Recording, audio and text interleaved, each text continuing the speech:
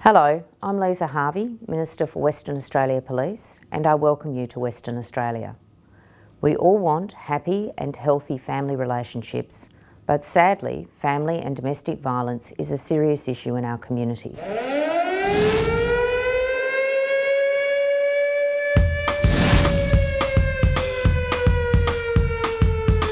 The video you're about to see is an educational guide to help people new to Australia and from non-English speaking backgrounds.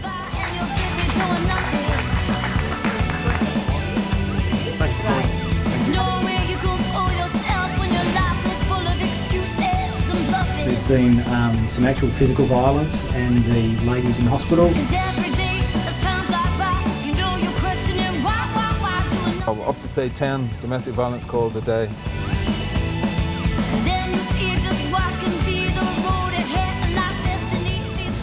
For women under the age of 45, the leading cause of death and injury is family violence.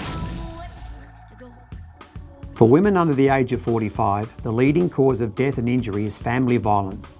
In Western Australia, we have strong laws aimed at preventing family and domestic violence, holding people accountable for their actions and protecting anyone who may be at risk of harm.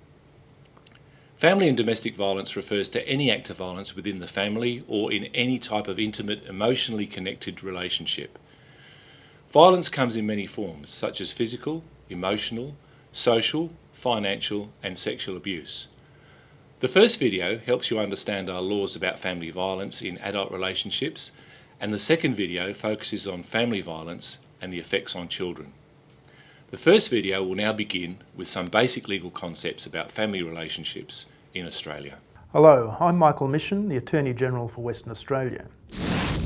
In regard to our laws and the role of government, we can say in general that the state will not interfere with your family and your social relationships. For example, in Australia, you are free to choose your friends or partners. You are free to choose your religion, what sports you like, or what your children watch on TV. Sorry kids, it's homework time. Basically in Australia, your family and social relationships are your own private business. However, if your relationships involve a crime or abuse, then the authorities do have the legal power to intervene and take further action. And sexual or violent abuse of a member of your family is a crime. Hi, good morning. We're from your local police station. The reason we're here is we've had a couple of calls about a domestic disturbance. Is everything okay? Everything's fine, I'm here with my wife, everything's fine, there's no problem here. For duty of care, can we come in, speak to you guys? Just want to have a quick chat, make sure everyone's okay. We just had a bit of an argument, but if you want to come in... yeah, we'll just have a chat, just give us 5 minutes, we'll speak with you and her. Yep, separately, and then here we can go from there. We have to. Yep. Let's go. Come on, have a quick chat. Australia has numerous state, federal and common laws that make it unlawful to discriminate against people based on their sex, race, age, disability, marital status, pregnancy, their religious beliefs or their political opinions. In other words, Australia has laws that say everyone has the right to be treated fairly, that men and women are equal, and that discrimination is unlawful. We are all equal in Australia.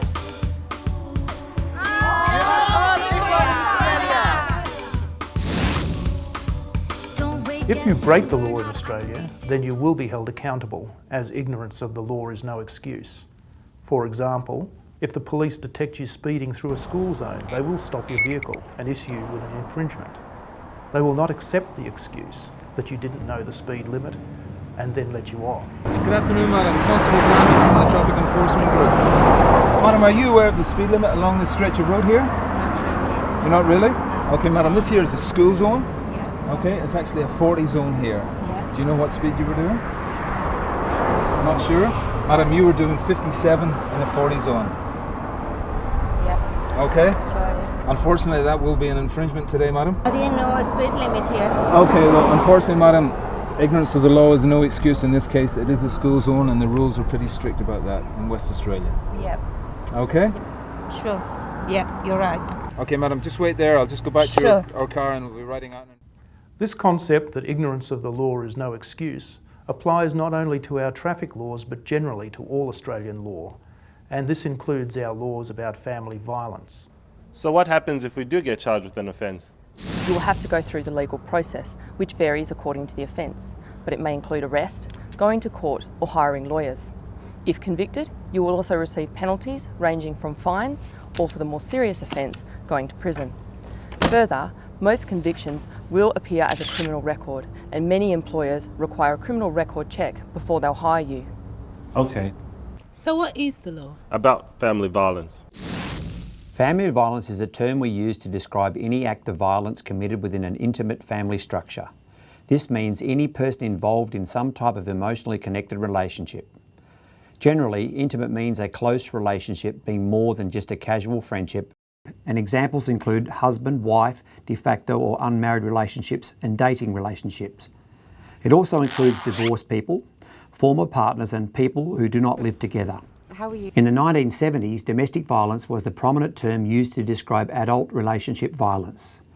Today, however, family violence tends to be the preferred term, as this definition includes all types of close relationships involving adults, children, grandparents and elderly persons, same-sex relationships or extended family members, blood-related or not. Basically, family violence involves power and control of one person who seeks dominance over another in some type of close relationship. This diagram, the power and control wheel, was developed in Dallas, Minnesota in the 1980s and has become a widely accepted tool for illustrating the range of behaviors that constitute domestic or family violence. Power and control here in the middle connects to all the various forms of family violence on the outside of the diagram. We can see here various abusive behaviors: intimidation, emotional abuse, isolation, minimizing or blaming behavior, using children or even pets to control someone. There might be behaviors demanding privilege, economic control, or the use of coercion and threats. But we can also see such behaviors ranging from extreme physical violence to very subdued verbal methods of control. There is often a cycle of behavior where the perpetrator may apologize or express guilt after committing the abuse. Just forgive me, obviously these things happen. Here, the perpetrator is trying to manipulate the victim and draw them emotionally back into the relationship. A typical example is where a relationship is wonderful at the beginning. However, slowly, tension starts to build in the relationship and finally an incident of violence occurs. Here, the victim is shocked, but the relationship, however, then moves into the make-up or reconciliation phase. Here, the abuser appears remorseful, apologetic, and consoling. The victim wants to believe the violence was just an isolated incident, and then there follows a period of calm, often called the honeymoon phase. However, the honeymoon phase doesn't last, and the cycle repeats itself. So again, we have tension, an incident of abuse, reconciliation, and then back to the honeymoon.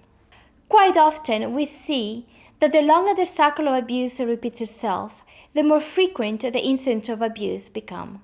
There are 5 generally accepted subcategories of abuse we use to identify family violence. We will look at each of these more closely, and they include physical abuse, emotional abuse, social abuse, financial abuse, and sexual abuse. Physical abuse can be described as any assault upon the person. Examples include punching, hitting, striking, pushing, kicking, grabbing or biting someone. The word physical refers to an action of motion, and physical violence can include the use of weapons, throwing objects or spitting on someone. All of these actions are actual offences defined under our criminal code, and penalties range from fines to imprisonment. In fact, a person can be charged with a crime like assault even if physical contact is not made. For example, just raising your fist at someone with intent can be defined as an assault. It doesn't matter that contact isn't made. It is the act of raising your fist in a threatening manner without the person's consent that constitutes the actual crime. Stalking, for example, is also a relatively new type of offence. It often involves repeated contacting of or harassment of someone, causing them apprehension, fear, physical or mental harm. A common example of stalking involves an ex-partner who repeatedly telephones, follows or contacts their former partner who does not want to associate with them. Ellie speaking, can I help you? I've told you not to call me. No, stop calling me. The ramifications of stalking are serious, as some studies have shown that 80% of women who were stalked by former partners also report they have been physically assaulted by them. I'm not interested. Just get in the car. You listen to me. No, I'm not Come interested. on, just get in the car. Look at me when I'm talking to you. Accordingly, stalking became a criminal offence in 1995 in Western Australia, and sentencing options for those convicted of this offence include imprisonment. Emotional abuse is sometimes categorized as psychological abuse, and these terms can involve any number of acts such as threats, intimidation, humiliation, or simply any behaviors that causes emotional or mental distress. Stalking, verbal abuse, name-calling and threatening of a person are more obvious acts of emotional abuse. But emotional abuse can extend to third parties such as their children. You better shape up for the sake of the kids, okay? I don't care what you think. I'm going to leave and I'm going to take the baby and you'll never see him again. You're going to take the baby? Yes, I will. It also includes subdual manipulation involving the cycle of abuse, where we see abuse being committed and then followed up, but the abuser being kind and apologetic. You know, honey, I'm really sorry for hurting you. I only do this because I love you. You and our baby are the only things I've got. As mentioned previously, this is part of the cycle of abuse, involving manipulation or emotional control, beginning with tension, an incident of abuse, make-up phase, and then the honeymoon. Then the cycle repeats itself. We can also see new behavior resulting in emotional abuse, such as actions involving the internet. Often called cyberbullying, it can involve placing embarrassing or humiliating photographs of someone on Facebook, YouTube, making threats, or simply harassing someone on social media forums. I've had enough of this stupid harassment. While the effects of emotional abuse will vary from person to person, we do know, however, that it has clear detrimental effect on the mental and physical health of people. Social abuse is an act that restricts communication of someone or prevents them from having social or community activities. You're not going out this afternoon, and you're not going to that bloody group. They keep putting stupid ideas into your head. You're not going, okay? And they're not coming here. It can include preventing someone from leaving the home. You're supposed to come at least early today from work. Give me the keys, I'm going now. Clean up the house. It might involve the restriction of telephone calls. You want to speak to Catherine? No, Catherine can't come to the phone right now. It might involve forcing an elderly person, for example, to remain in secluded sections of the home. What are you doing up here? Get back! Go! Keep going. We have seen situations of perpetrators denying community services to elderly relatives. Look, I've told you before, she doesn't want to see you. Go away. These behaviors are primarily about control and the deliberate isolation of a person. Financial abuse is defined as control over the finances within a relationship. This term is more than simply one person doing all the budgeting and paying the bills. It will involve controlling behavior that is often enforced through fear and closely linked to other types of abuses. Paying so much money. Okay, from now on I'm in charge. Please give me the credit card. Where is the cash? Example of financial abuse includes preventing a partner from accessing or having a bank account, or confiscating the bank cards. Thanks, Mum. I'll take that. The end result is the same, namely the abuses are intended to dominate and control someone. There are a range of sexual offences in our criminal code, and these will often overlap with physical abuse.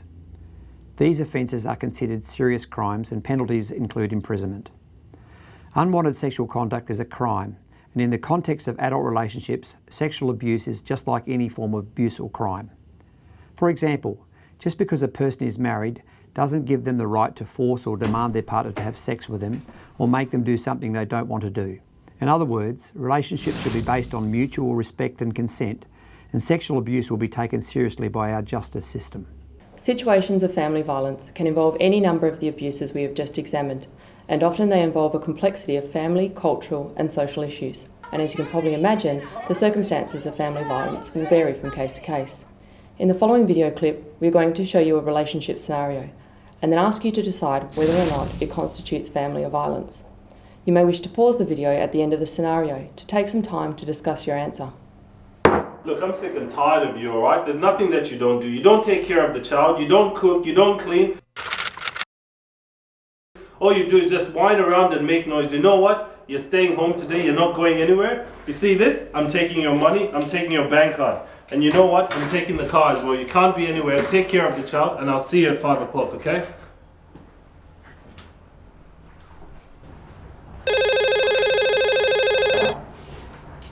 Hello? Hey Catherine, how are you? Just calling, obviously you know what happened this morning. I'm very sorry about that. I didn't mean to be angry, but you know I love you and I also love our baby. It's just that, you know, sometimes you just make me really angry and I'm really sorry. I will make it up to you. Yes, I understand that you feel bad about it and I'm really sorry for making you feel that way. Everything will go back to normal. I'll come back home. I'll make it up to you. Alright. Okay. I'm really sorry. I'll see you after work. I'll make it up to you and forgive me. I'll see you later. Alright, I'll see you later. Love you. Bye.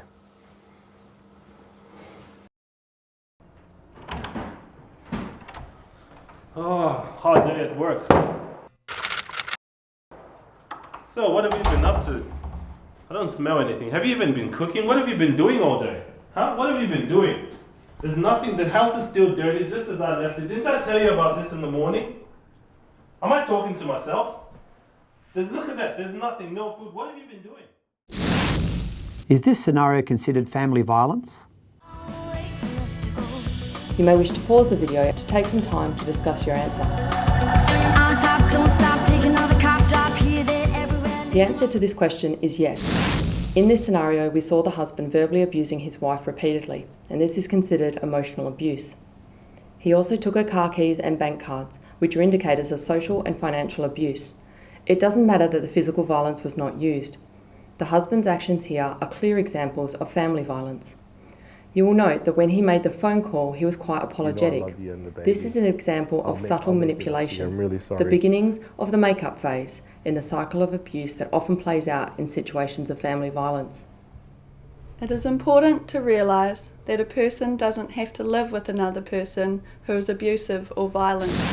There is help available if you are experiencing family violence. We also recognise that there are often barriers preventing people from dealing with family violence. These barriers can be community or cultural pressures, fear, being isolated, or simply not realising that there's help available. You do not have to experience this on your own. There is help out there. There are people out there that work with utmost confidentiality, that they work for you. Please, have a seat. Thanks for having me. That's okay. I think it's very courageous of you to have come in, to have made an appointment to come in and to see me. Someone to talk to. Sure. And because, you know, I live far away from family, so it's when I have someone I can talk to, it makes it easier, and someone I can trust. And when I was thought about this place, at first I was scared, but it had to take me some time, like a week, to thinking about it. And when I talked to you, just the voice and the way you answered the phone made me say, okay, I have to go and meet this person. Yeah, I'm very happy that you did. It started happening time after time, and I was ashamed to share it with anybody. And I couldn't tell my mom because she's far away. And if I told somebody, they're gonna think, oh, you're just being, you know, you're supposed to be strong. He's your husband, and you can't embarrass him. Well, you're very brave. In some cases, we see victims blaming themselves for the domestic violence, the relationship breakup, or even the family separation. But I want to emphasize that any blame lies with the perpetrator of the violence. It is not the victim's fault. What's up, mate? You don't seem your usual self. I had an argument with the missus last night and things got out of hand a bit. Did you do something? I lost it and may have done something out of order. But you know, she drives me this way. She drives me insane sometimes, and I just couldn't help myself. Well, what happened? Is Ellie all right? Did you see how It's been going on for a while, and last night and things got physical. Look, you're a good mate, and I've known both of you for years. But really, there's no excuse for violence. You always have a choice. And if you've done something wrong, you need to accept responsibility. You can't blame her if you've done something. Look, do you want your kids to grow up watching this, learning this behaviour? You need to speak to somebody, get some professional help or something. Okay. The West Australian legal system operates on the principle that people are responsible for their own actions. You cannot blame someone else for your behaviour, and if you commit an act of abuse or a crime such as family or domestic violence, the authorities will take appropriate legal action against you. Family violence varies from case to case. It may be that police are needed urgently to take a victim to a refuge. Some relationship problems might be resolved through counselling, but this will depend on the willingness of both partners to attend. Sometimes it is not possible for the relationship to survive if the other partner doesn't stop being abusive and violent. It may be that divorce or living apart is the most viable solution. Family violence is a very serious issue for our community, and around 40% of operational police work is spent dealing with family violence. How are we going with this DV? Yeah, good Sarge. We've been out and spoken to him. He's made full admissions about it. And the lady and the children, where are they? Yep, so look, we've issued a police order there, so they've stated... So they're still at premises? Right. Obviously, yeah, we've kicked him out for 72 hours. Australia-wide statistics indicate that on average, that 1 in 3 women has experienced some form of domestic violence in her lifetime. Female victims are also more likely to require medical attention or hospitalisation and more likely to report fearing for their lives. We also know, based on very recent statistics, that 2 women a week are killed in Australia as a result of intimate partner homicide. Sadly, children are also victims. Vicky from Tank November 240. You have a 329, job number 033685. Can you send that through, please? Well, domestic violence is something we certainly have to take very, very seriously in the job, because not only for the safety of the complainant, there's also the children involved, who quite often are the innocent third party, but also there is violence towards officers, and it's not uncommon for officers to become victims of violence themselves in domestic violence situations.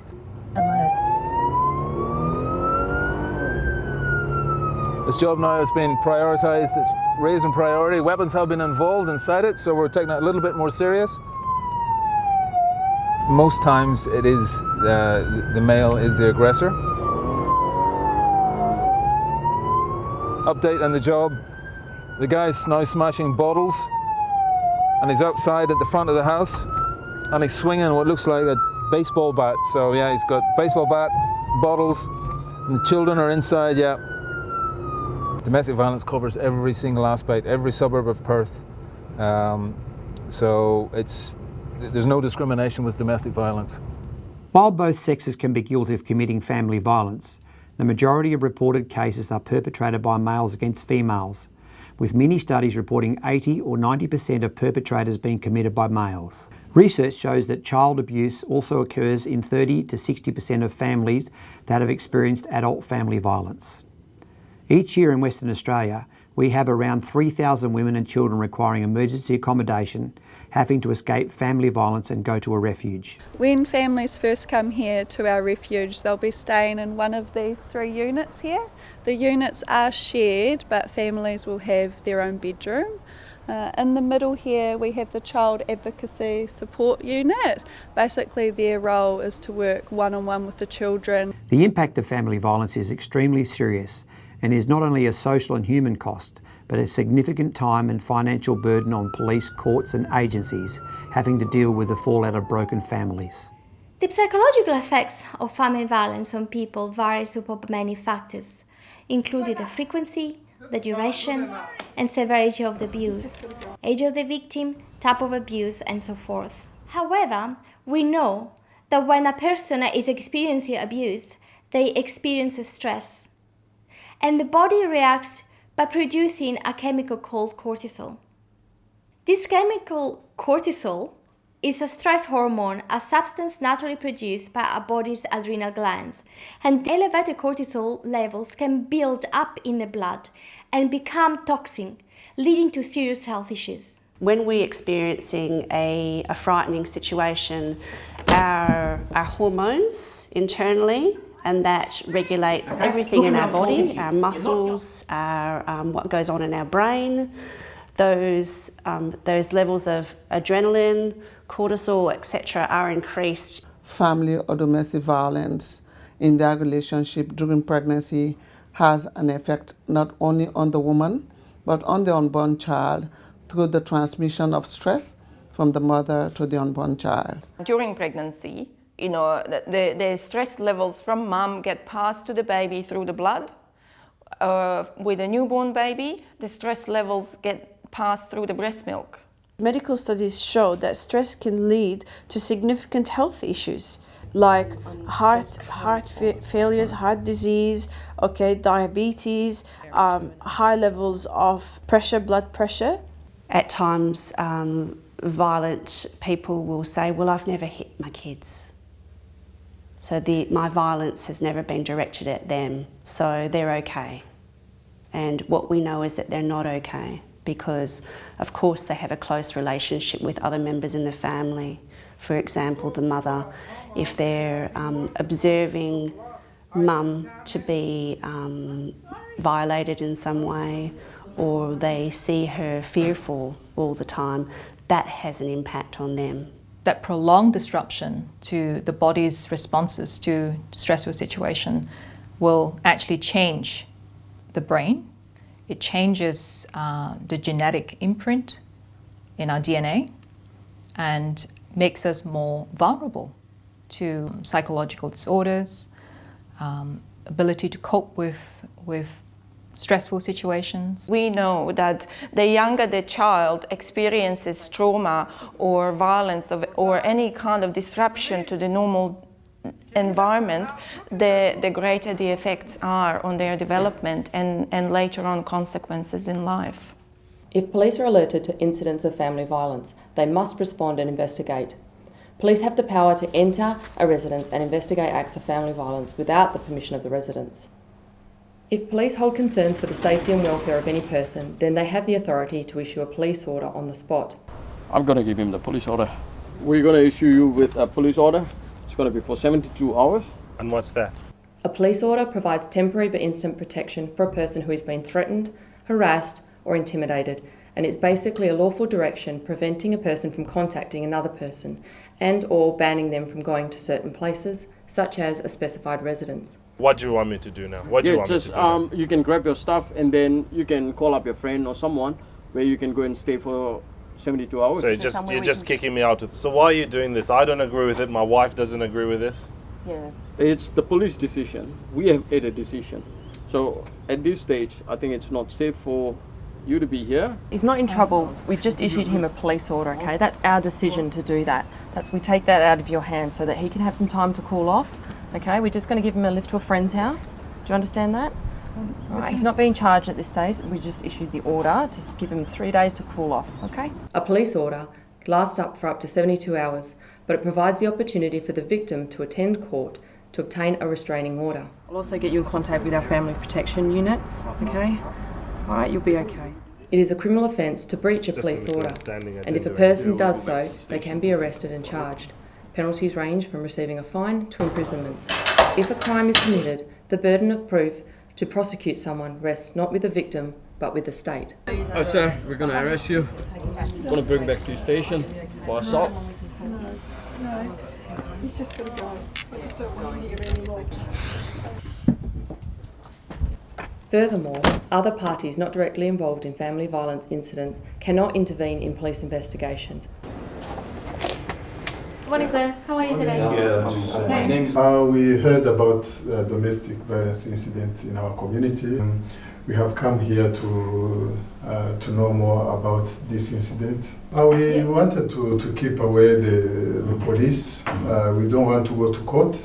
So if we can help by getting some information about what happened. Unfortunately, sir, we are not able to reveal any information in relation to this domestic violence matter because it's in the police hand now and the police has to do their detective investigation. We can't divulge any information to you. Thank you. See ya. Bye-bye. The police also have the authority to facilitate emergency accommodation for victims of family violence who may require alternative accommodation. Okay. Look, if you need somewhere else to stay for the night, we can get you a refuge. Police will also refer victims to family domestic violence response teams located in every police district. Okay, what I'm going to do is get you in contact with our family violence unit. The family and domestic violence response teams are made up of a partnership of 3 agencies, the police, the non-government agency and the Department for Child Protection and Family Support. We work in partnership to assist families who are victims of family violence on a case-by-case basis. We've had this file come in overnight that we're going to have to get onto pretty quickly. There's been some actual physical violence and the lady's in hospital, so we need to look after them. Right, so you guys do that little bit there and we'll get the history. Our role involves the family, but with a focus primarily on the children or any young people involved. In many cases of adult family violence, the children in the household may be exposed to such violence directly or indirectly. For example, we might see a pregnant woman becoming a victim of family violence, which impacts on the health of the unborn child. In all cases, however, we strive to keep families intact and never take children from the parents unless there is absolutely no other option available.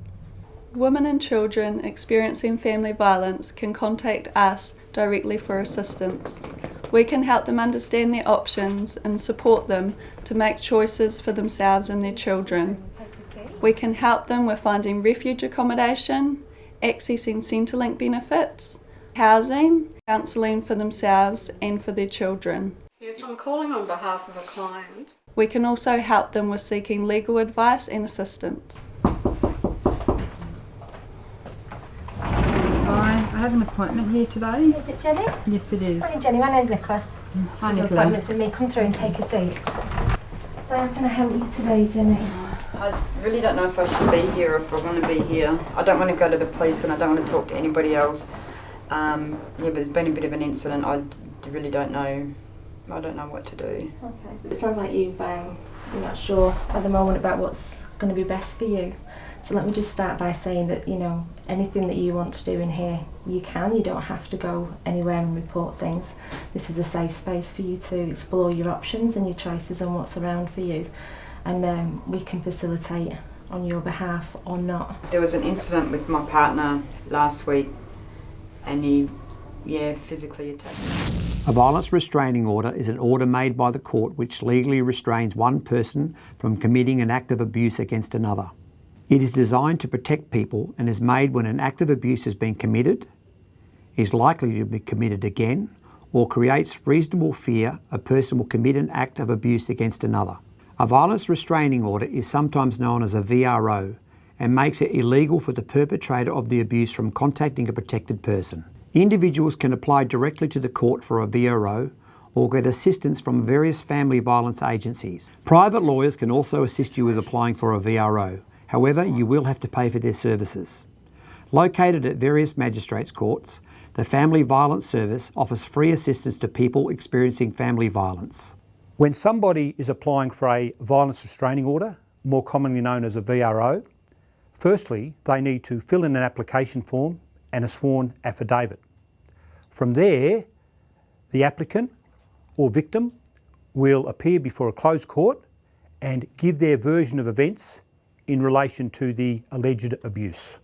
First matter for court today, Your Honour, is an application for a violence restraining order, number 257 of 15. You've come to court looking for a violence restraining order, is that right? If you would go into the witness box and we will have you go under oath, please. Quite often, the actual court hearing will take around about 10 minutes. What has happened to bring you to court today? Why do you want a restraining order today? I've had some problems with my husband. He's been beating me. To grant a VRO, the court then must be satisfied that there has been abuse and the respondent or offender will likely commit further acts of abuse. He's come to your place of work, has he? Or that the applicant reasonably fears the respondent will commit an act of abuse against them. You say for some years he's been beating you. Is it likely that he will continue to do this? I think so, yeah. How has he threatened the child? Now, do you understand that if I grant you a restraining order, it will mean that you can't have any contact with him at all? Is that what you want? Yes. And also, it means that if he does try to contact you, or if he does contact you, the likelihood of him going into custody, that means into prison, is very high indeed. There are things which I have to consider, that is, your husband's present behaviour, which is extremely serious from what you tell me, and it is likely that he will continue to behave in this fashion. I am of the view that I should grant an order, it will be an interim order, which will mean that your husband can object and he can bring his objection to the court. If he doesn't object, it will become absolute for 2 years. But it means that neither you nor he can contact each other. But having heard that your husband has been beating you for some years and threatened the child, that you quite reasonably fear, it would seem, that your husband will continue to do this, I will make the following order: that 1, an interim order shall issue to Doe and son James.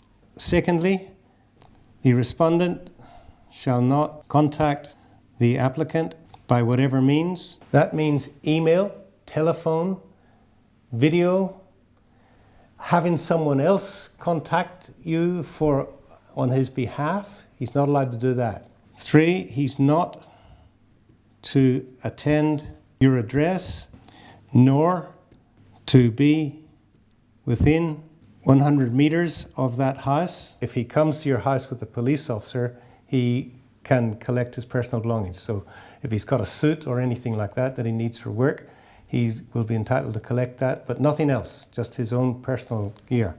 4, the respondent shall not attend the applicant's place of work. The order will have effect as soon as he is served. That brings the matter to a close. Thank you.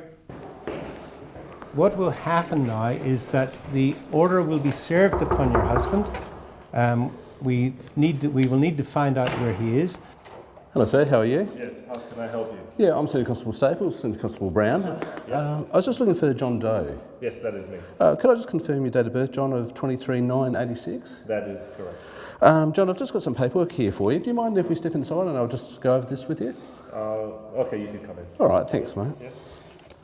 Okay, John, what I've got for you, mate, is a violence restraining order. Here's your copy here. A violence restraining order? Yeah, it was taken out by Catherine Doe. There's some certain terms in regard to this, mate, so I'll just go through those with you to make sure you fully understand what's going on here. Catherine took out this? Yeah, she did, mate. She's been to the court, applied for a violence restraining order, and we've been given this to come around and serve on you. So if you'd just like to follow me through the form here. If you have a look, it actually specifies the terms of the order. It says that you must not be in possession of a firearms licence, or obtain a firearms licence. Okay? You can't communicate or attempt to communicate with a person bound by whatever means. So that includes SMS messages, text messages, sending emails, all that sort of thing. So I can't speak to Catherine? No, not at all, mate. And you can't enter or remain upon or loiter near 81 Lakeside Drive in Joondalup, or any other premises where the protected person, so that's Catherine, lives or works or is educated, or be within 100 metres of the nearest external boundary of those premises. All right. You can't also approach within 100 metres of a protected person. So if you see Catherine down the street, you can't sort of approach her at all. Right. You can't behave in an intimidatory, offensive or emotionally abusive manner towards a protected person, which is Catherine, and you can't cause or allow any other person to engage in the type of conduct referred to in the preceding paragraphs of this order on your behalf. So that means you can't get family, friends, other relatives to sort of pass messages on your behalf. So I can't even use there's no way of me speaking to Catherine? No, not except through a legal practitioner. So if you have a look at Part B here, it says you will not be in breach of the order in Part A if you communicate with a protected person through Australian legal practitioner. And if you have a family court order for access visits and things like that, that'll override this violence restraining order. That's the only way I'll see my child Yes, it is. Yep. It's a protected person that encourages or causes a breach of the order. So if Catherine rings you up and says, oh, you know, John, I want you to come over and discuss the situation with me. If you do go over, you will still be in breach of the order, even though she might have invited you across. So it is important not to go to the address or speak to her under those terms. So even if Catherine wants to get back with me, there's this will I'd prevent still be that. committing an offence. You certainly would. If circumstances change, an applicant or victim, however, can apply to the court to have either interim or final VROs cancelled or have conditions of the order varied. Interim VROs remain in place until the court decides otherwise, either through dismissal or cancellation. Final VROs will expire at the end of their specified time frame, which is usually 2 years in duration. So if you'd like to arrange a time with us, we can go around with you so you can collect some of your personal effects. And by doing that, you won't be in breach of the order as well. Catherine would have had to satisfy the court that there were sufficient grounds to warrant the issuing of the violence restraining order. You'll see that there's 2 sections on there, and this is where you can object or consent to the violence restraining order.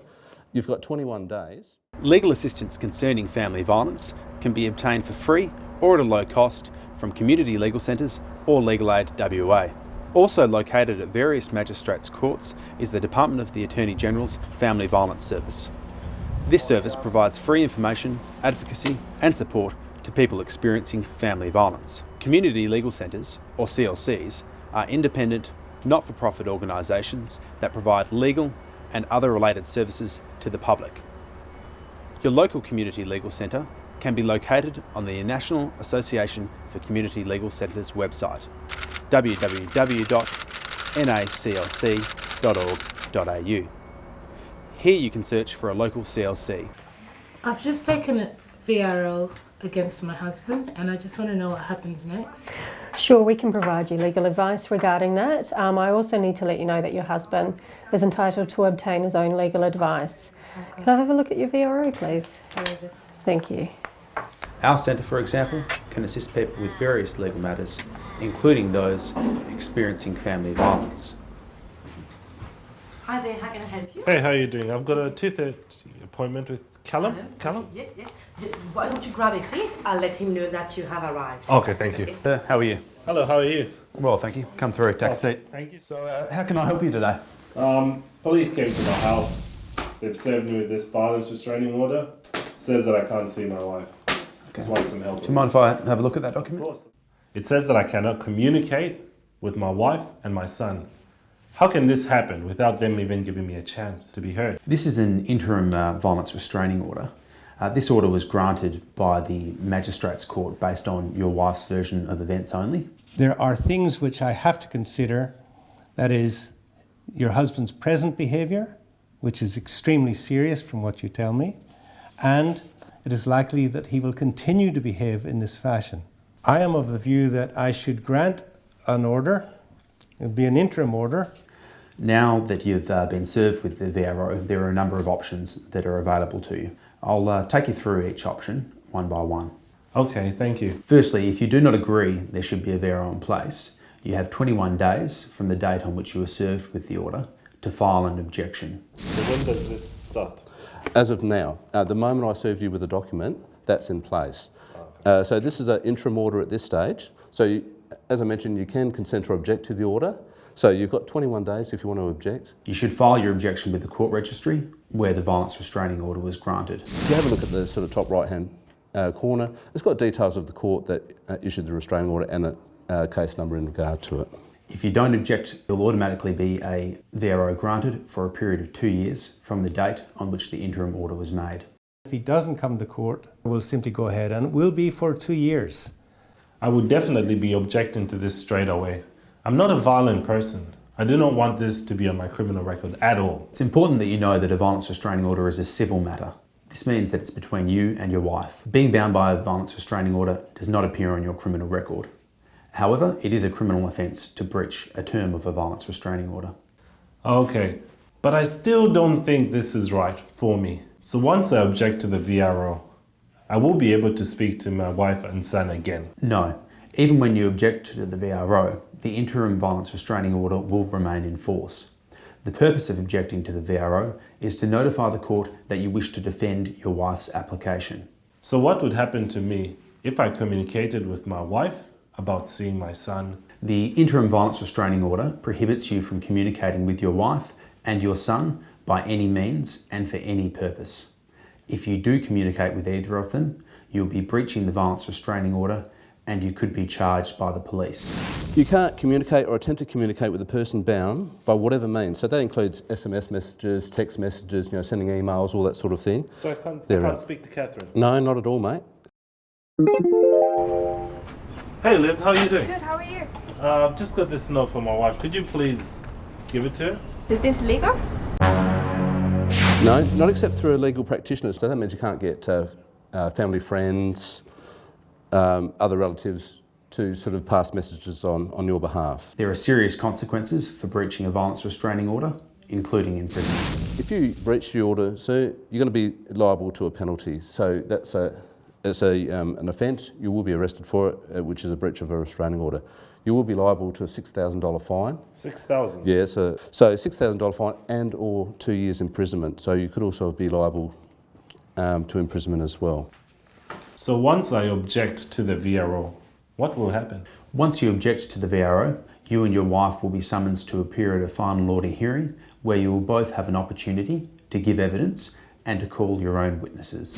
If your husband objects to the order when he gets served with it, then it will be brought back to court and then the court will hear both sides of the matter. What are the alternatives?